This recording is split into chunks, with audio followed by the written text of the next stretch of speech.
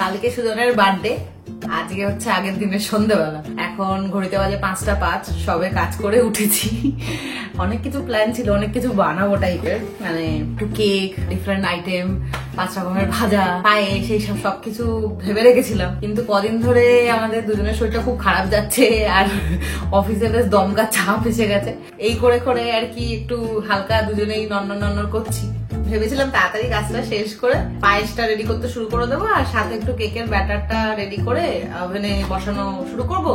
আর কালকে সব ভাজাভুজি আইটেম সব বানাবো। তো সুজন বলছে যে শরীর টরীর খারাপ আছে, ছেড়ে দে, এত কিছু ঝামেলা করতে হবে না, আমরা অর্ডার করে খেয়ে নেবো, দুজনে মিলে একসাথে সময় কাটাবো বার্থডেতে। কিন্তু সেটা বললে হয় বলো, একটা স্পেশাল দিন আমি করতে পারছি না। যাই হোক, তো পায়েসটা তো অবশ্যই করব। আর এখন একটু অ্যাজডাতেও যেতে হবে। একটা জ্যাকেট অর্ডার করা হয়েছিল আমার জন্য, কিন্তু সেই জ্যাকেটটা একটু সাইজে ঠিকঠাক হচ্ছে না বলে একটা এক্সচেঞ্জ নিয়ে আসা হয়েছে, সেটা রিটার্ন করতে হবে। এখানে তো রিটার্নের পলিসি এক একটা ব্র্যান্ড বা একটা ওয়েবসাইট বা একটা কোম্পানি এক এক রকম। এটা কেনা হয়েছিল ডেকাথলন থেকে। তুমি ডেকাথলন স্টোরে গিয়েও ইয়ে করতে পারো, রিটার্ন করতে পারো, কিংবা অনেক সময় হোম পিক আপ হয়, অনেক সময় আবার নিয়ারেস্ট কোনো শপে যেমন কোঅপ বা অ্যাজডা এখানে গিয়ে জমা করতে পারো আর কি। স্যার এখন কলে মিটিং ফিটিং চলছে, ওর কাজ এখনো শেষ হয়নি, কখন কি হবে কিছু জানি না। যাই হোক, তো একটু পায়েসটার জন্য রেডি করি, আর দেরি করে লাভ নেই। দেখো দুধ নিয়ে আসা হয়েছে, হোল মিল্কের, এটা হচ্ছে 4 পাইন্ট, মানে ওই 2.5 লিটার মতো দুধ। এত দুধ দিয়ে আমি কি করবো?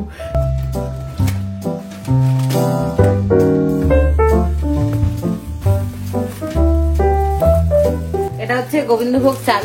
আমাকে বোধহয় কয়েকজন জিজ্ঞেস করেছিল তোমরা যে দিদি গোবিন্দভোগ চাল কোথা থেকে পাও, এখানে কোথায় কোন দোকানে গেলে পাবো। হ্যাঁ, আমি জানি না, যতগুলো বাংলাদেশি দোকানে গেছিলাম সেখানে আমি গোবিন্দভোগ চাল পাইনি অনেস্টলি। কোহিনুর, বাসমতি বা বিভিন্ন রকম ডিফারেন্ট বাসমতি রাইস তো ছিল, বাট আমাদের এই বাঙালির গোবিন্দভোগ চাল সেটা আমি পাইনি। তো এটা আমরা নিয়ে এসেছি কলকাতা থেকে।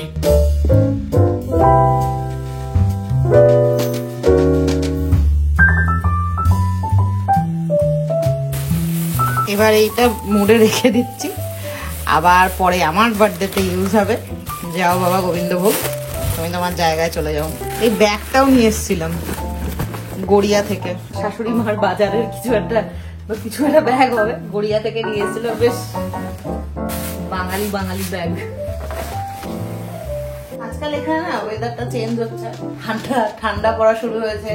মোটামুটি তোমার 7 ডিগ্রি অব্দি হয়ে যাচ্ছে। আগে তো সকালে উঠে দেখলাম 6 ডিগ্রি হয়ে গেছে। এই সময়টা খুবই ডেঞ্জারাস সময়। ছোটবেলা থেকে মা বাবা বলে আর কি, ওয়েদার চেঞ্জ হচ্ছে, গলায় মাফলার জড়িয়ে রাখ।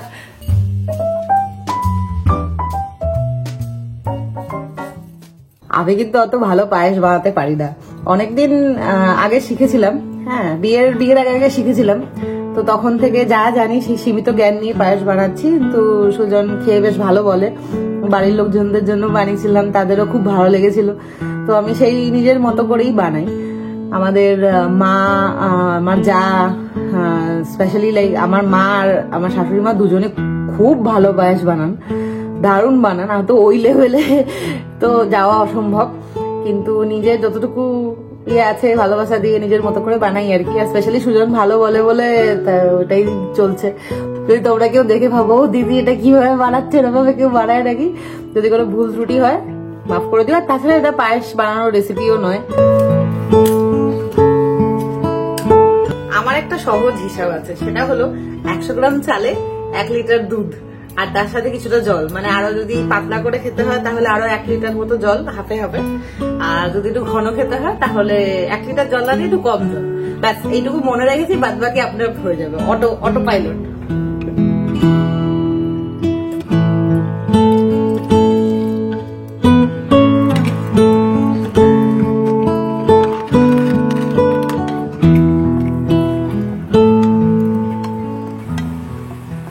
ছটা বাজতে যায়, এখন আমাদের চা খাওয়ার সময়।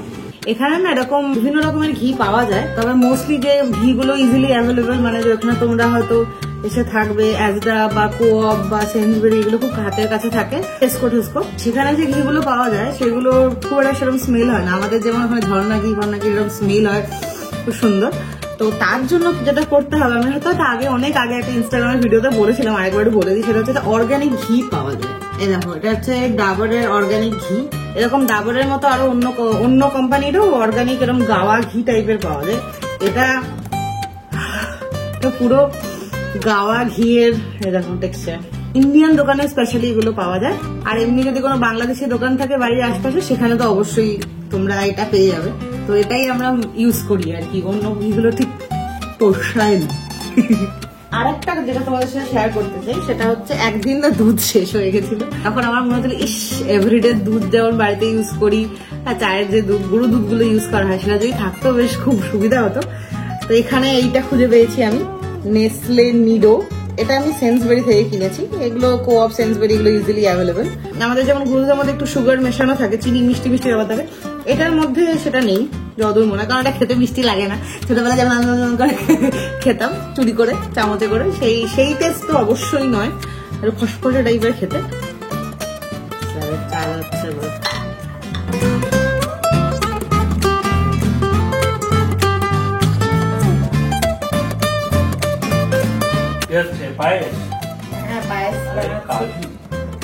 কাজুগুলো খেয়ে নিচ্ছে না ফটাফট, আবার আমাকে রোস্ট করতে হবে। সব শেষ করে কি আপডেট করে দিল ওই বেটা।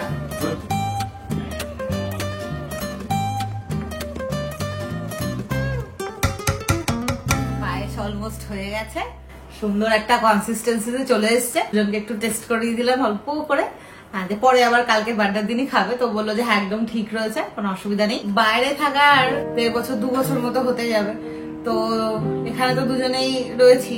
আর এইসব স্পেশাল মোমেন্টের দিনগুলো খুব মিস করি বাড়ির লোকজনদের, যে সবাই মিলে একসাথে হই হই আড্ডা মজাগুলো সত্যি খুব মিস করি। তোমরা যারা আসবে এখানে, যারা একা আসবে, তারা লোনলিনেসটা খুব ফিল হয়। কিছু না কিছু এনগেজমেন্ট নিয়ে থেকো, যদি কাজ নিয়ে আসো, পড়াশোনা নিয়ে আসো, সেটা তো একটা এনগেজমেন্ট আছে। তাছাড়াও কিছু টুকটাক একটু চেষ্টা করো বাঙালি জিনিস বানানো, মানে আরো আমরা করি আর কি, আমাদের ওগুলো বেশ ভালো লাগে, তাই জন্য তো সময় কেটে যায়। যাওয়ার কথা ছিল জ্যাকেটটা চেঞ্জ করা, সেটা এখন 7টা বেজে গেছে। আর ও একটু বঞ্জিটাকে পড়াতে গেছে, একটু কম্পিউটার পড়াচ্ছে, তো আজকে আর যাওয়া হবে না। এখন বসে একটু ল্যাপটপ দেবো।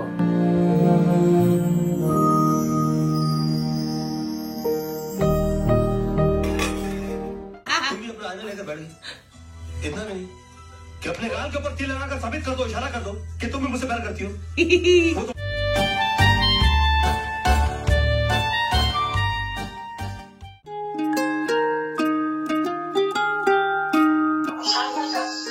ওর জন্মদিন দেখছি, তখন আমি এখন জিজ্ঞেস করবো ও গিয়ে দেখছি কি খাবে বলবে। গুড মর্নিং ডবি, যা বেলা।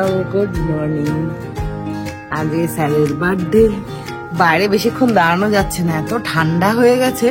এখন টেম্পারেচার বাইরে রয়েছে 7 ডিগ্রি মতো। কি অবস্থা চুলের। এখন আমি একটু ব্রেকফাস্ট বানাবো, লুচি আর তরকারি। পায়েসটা হয়ে গেছে কালকে রাতে, ভালোই লাগছে মোটামুটি দেখতে।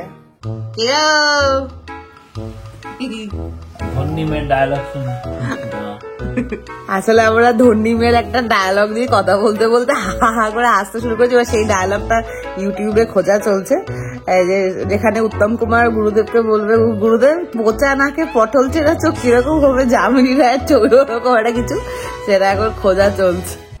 চোখের চিকিৎসাটা করতে পারতো। বার্থডের দিনে নাকি গুরুদক্ষিণা চলছে। কচুর শাক দিচ্ছে ভাই রে ভাই। এ অন্ধ অন্ধ তো কি ইলিশ মাছ কচুর শাক কে দেয়? তোকে দেখতে পাচ্ছি। আপনি কচুর শাক খেতে কত ভালোবাসেন।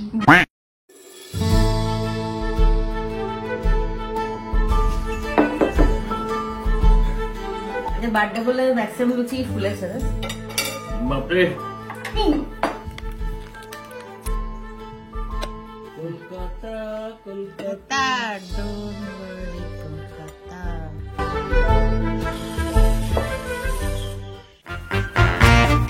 চলো বার্থডে বয়, ময়লা ফেলতে চলো।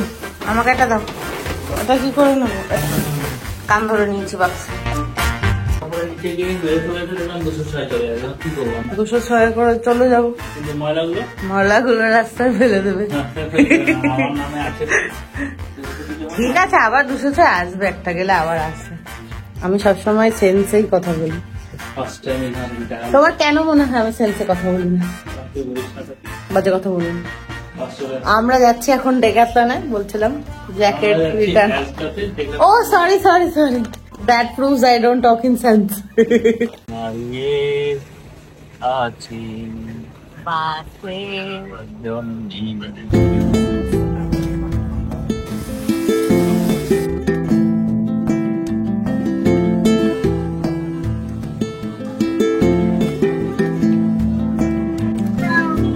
return receipt, return level.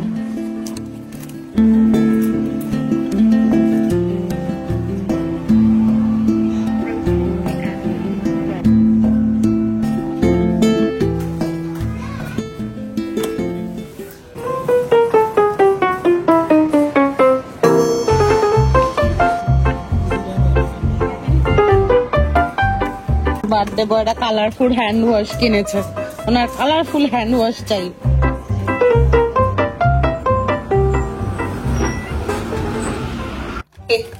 জামার ট্যাগটা ঝুলছে, নতুন জামা পরে নিয়েছে বার্থডে বয়।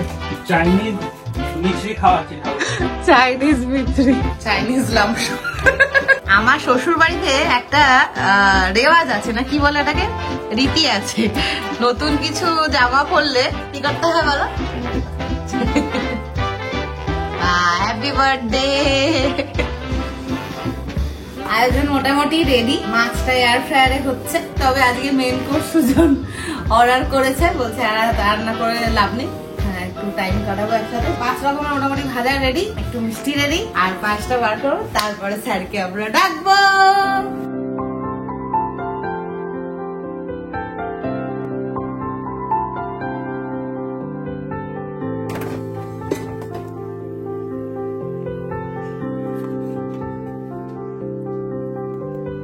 প্রাণ দিতে চাই, মন দিতে চাই, সবটুকু ধ্যান সারাক্ষণ দিতে চাই তোমাকে, অলমোস্ট ডান। ও তোমাকে। আসেন আসেন, উই আর রেডি। বাপরে, happy birthday to you, thank you, happy birthday to you, happy birthday dear Sujan, thank you, happy birthday to you. রোজ দুই ফোঁটা যেন বা বার্থডে বয় বা ভালো লাগে, গানে অভিসারে চাই হ্যাপি বার্থডে ওরে ওরে, to you. Happy birthday to you. Ready? যেদিন কানে এটা কি স্টাইল ছিল? কেমন? খুব বাজে। রেডি? বুকের মাঝে চাপতে happy birthday Day to you, happy birthday to me, happy birthday happy birthday to you.